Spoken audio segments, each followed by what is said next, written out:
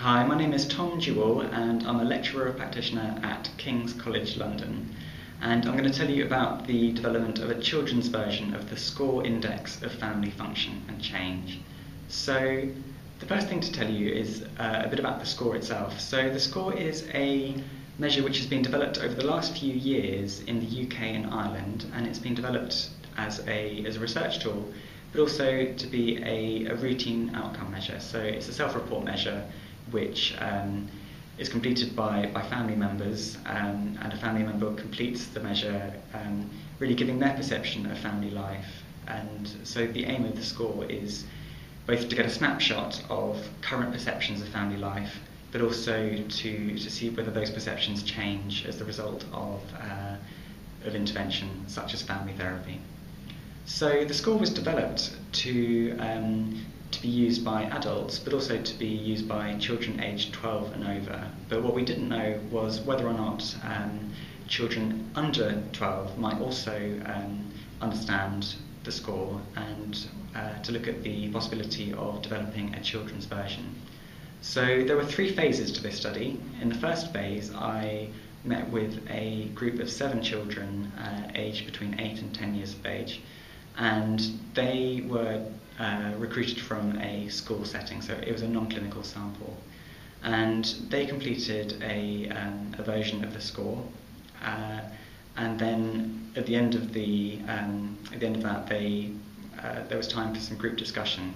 So the outcome of phase 1 was that children, on the whole, understood most of the items in the existing 29-item version of the SCORE. But they did have some questions about the wording of certain items.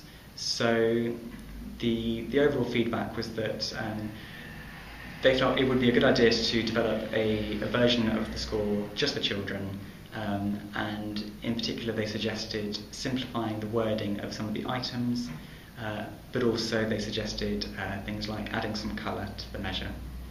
So I took that feedback from phase 1, and in phase 2, I discussed it with an expert panel of clinicians and researchers, and we worked together to develop a child SCORE, is the name that we came up with for it.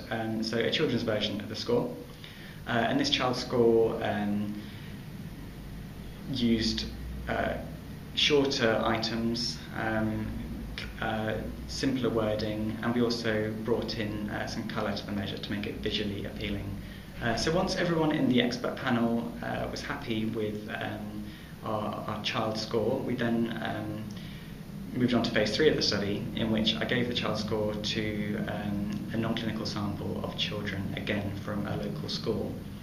So the child SCORE was given to 80 children on the first administration, and then a subsample of those children completed it 2 weeks later, and this was done to assess the internal reliability of the measure and the test-retest reliability. And so the results were encouraging. We were pleased with the results. It seemed that the child SCORE was reliable, and the stability, or the test-retest reliability, was also good. So we feel that the child SCORE is a promising measure which children seem to understand, and what we need to do now is to look at the child SCORE within a clinical population to see, is it acceptable in clinical settings, and is it sensitive to change in children aged 8 to 11. And finally, we need to do some further work to look at the validity of the measure. So, if you're interested in the child SCORE, then please do feel free to get in touch with me.